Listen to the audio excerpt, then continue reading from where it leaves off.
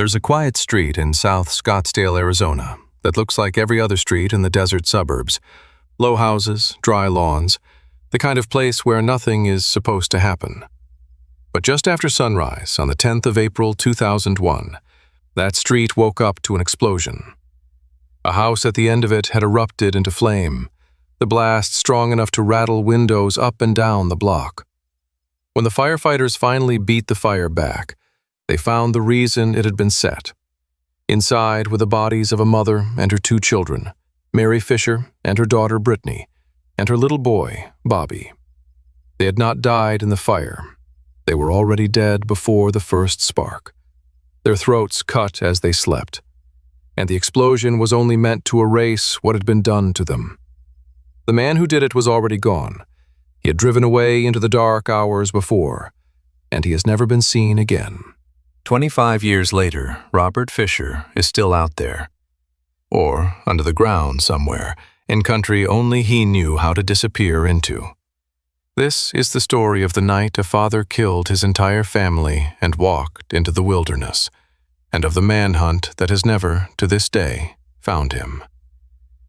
To understand how a man could do this and then vanish so completely, you have to understand 2 things about Robert Fisher: what he was about to lose, and exactly how comfortable he was in the wild. From the outside, the Fishers were an ordinary Scottsdale family. Robert and Mary married, with 2 kids, Brittney, who was 12, and Bobby, who was 10. They lived in a tidy house in a quiet neighborhood, the picture of suburban normal. But inside that house, the marriage had been coming apart for a long time. Robert Fisher was, by the accounts of people who knew him, a controlling and rigid man, a hunter, an outdoorsman, someone who was more at home in the wilderness than almost anywhere else, and who held a tight, unbending grip on the people in his life.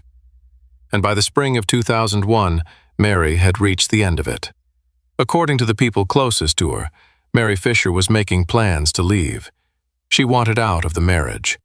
And that, investigators believe, is the engine of everything that followed. Robert Fisher had been a child of divorce himself. He had grown up inside a broken home, and somewhere in him that had hardened into something terrible.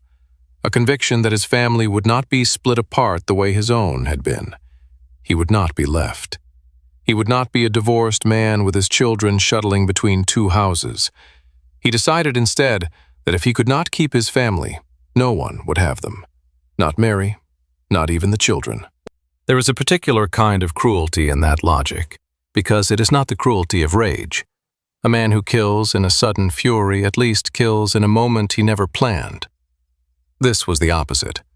This was a decision, cold, considered, made by a husband and father about the people he was supposed to love most in the world.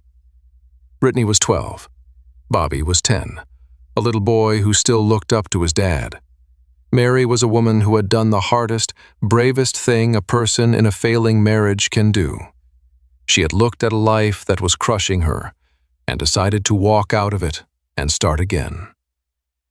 None of them knew that, in Robert Fisher's mind, her decision to leave had already quietly become a death sentence for all 3 of them. The most chilling part is how ordinary the last day looked.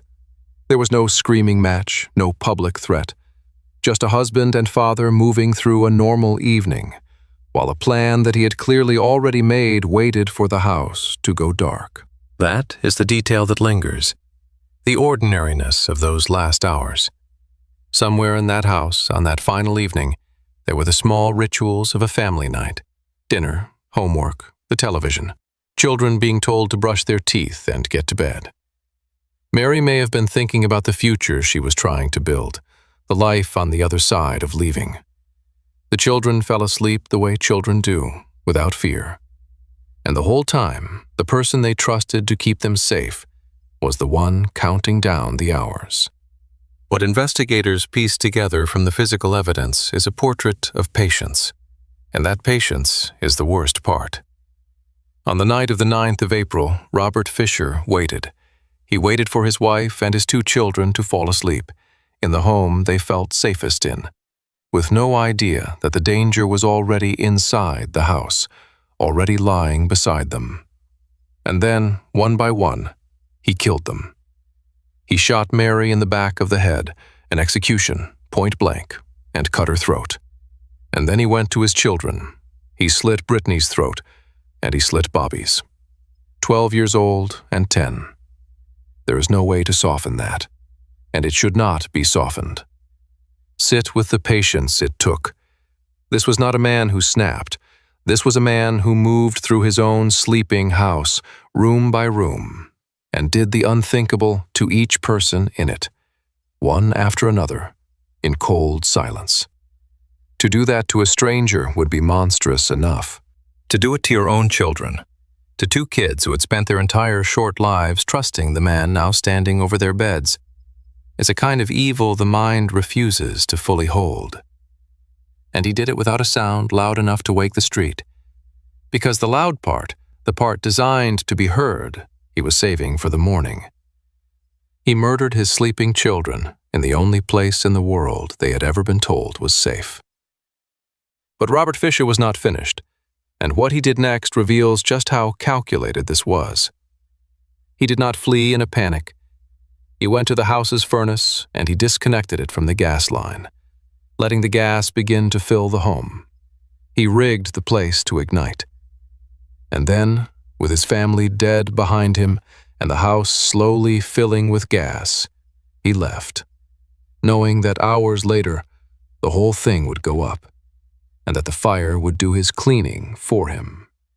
He was not trying to fake an accident that he died in. He was trying to destroy the crime scene and the evidence, and perhaps the very question of what had really happened, while he put as much distance between himself and that street as he possibly could. If the cold deliberation of that is getting to you, a quick like helps this case stay in front of people. Because Robert Fisher is still wanted, and stay with me, because where his trail ends is exactly why he has never been found. We know a little about those final hours before he disappeared. On the night of the 9th, Robert Fisher was caught on a surveillance camera driving his wife's vehicle, a Toyota SUV, and stopping at an ATM where he withdrew $280. It is one of the last confirmed images of him anywhere. Think about what that small, ordinary act means in context. A man who has either just murdered his family or is only hours away from doing it, calmly stopping at a cash machine to take out money for the road. There is no panic in that image. There is only preparation. $280 in cash is not the act of a man fleeing in terror. It is the act of a man getting ready to vanish, who has thought far enough ahead to carry money that cannot be traced the way a card can. The next morning, the 10th of April, the house exploded, and a neighborhood that had no idea what it was living next to woke up to fire and sirens. And then the search for Robert Fisher began, a search that is now in its 3rd decade. For more than a week, there was nothing, and then came the detail that tells you everything about why this manhunt has failed. A camper deep in the Tonto National Forest near the small town of Young, Arizona, roughly 24 miles southeast of Payson, far out in rough, remote, mountainous country, came across Mary's abandoned SUV, tucked deep into the woods. Inside or nearby was the family dog, still alive. Robert Fisher had driven his murdered wife's car straight into the kind of wilderness he had spent his whole life learning to survive in, and then he had simply walked off the map. There is something almost unbearably symbolic about the dog, a family pet left alive in the wilderness beside the car of the woman he had just killed, as if, in the middle of an act of total destruction, some small and arbitrary mercy had flickered, or as if the animal simply did not fit the plan. Either way, that loyal dog, waiting by the empty SUV deep in the Tonto forest, was the last living witness to the direction Robert Fisher had gone. And it could not tell anyone which way that was. And the wilderness is where the trail goes cold, because the one place a hunter, an outdoorsman, a survivalist can vanish most completely is exactly the place he chose.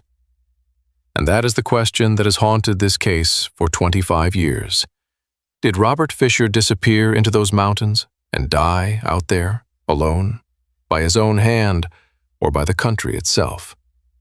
Or did a man who knew how to live off the land use that knowledge to slip into a new identity, a new town, a new life, to become someone else entirely, while his family lay in the ground back in Scottsdale? Take 1 second to subscribe before this next part, because what the FBI did with his case and the theories that have grown up around it are why Robert Fisher is one of the most haunting unsolved cases in America. On the 29th of June, 2002, the FBI added Robert William Fisher to its 10 most wanted fugitives list, placing him among the most hunted people in the country. A man with his face on posters in every field office and at every border crossing. For years he stayed there. Tips came in from all over. Sightings were reported and chased down and led nowhere. Investigators followed leads in other states and, by some accounts, beyond the country's borders.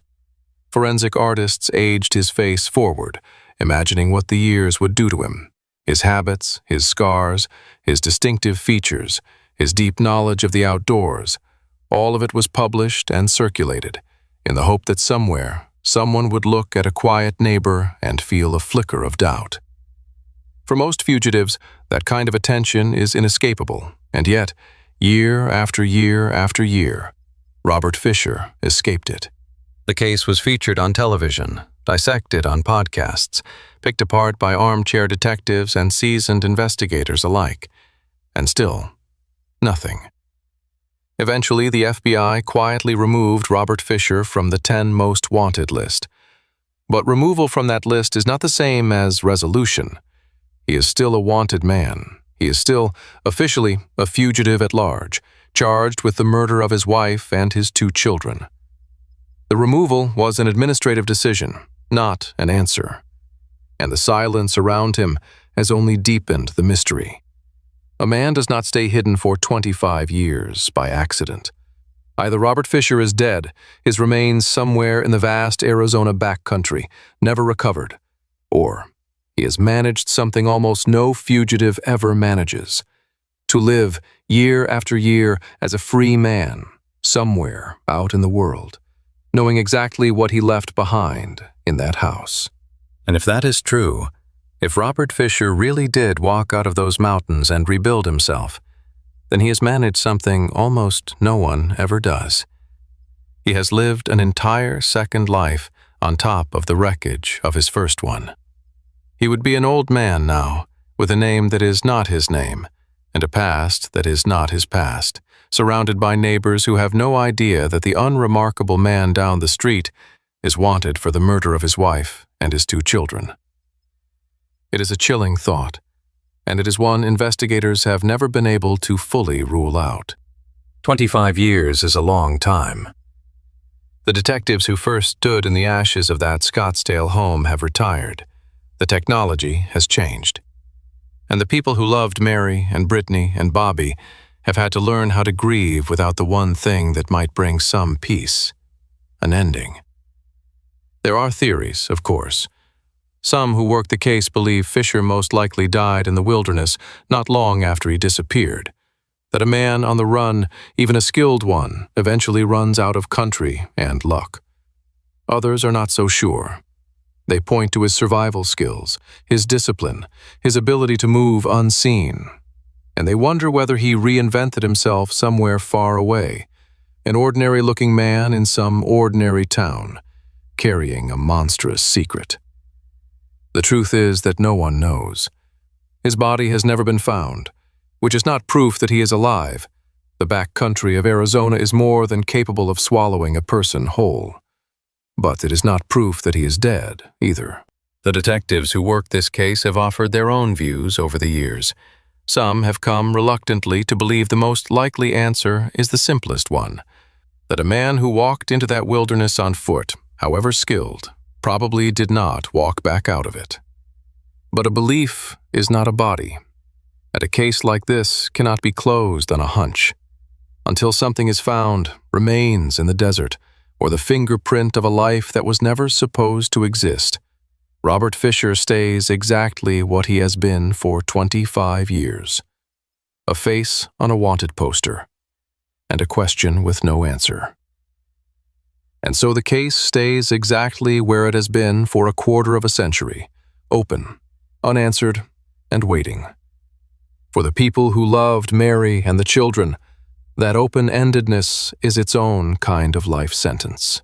There has been no trial to sit through, no conviction to mark the moment justice was done. No parole hearing to dread, none of the grim milestones that at least give other grieving families a shape to hold on to. There has only been the absence of the 3 people who died and of the one person who could ever answer for it. 25 years of birthdays and holidays and quiet anniversaries, every one of them shadowed by the same impossible question that has never once been answered. What stays with you about the Fisher case is not the manhunt, as strange and long as it has been.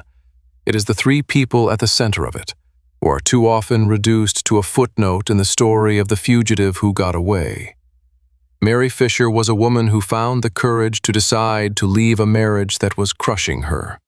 The same brave, ordinary decision that ends so many of these stories, and the decision that, again and again, proves to be the most dangerous thing a woman can do.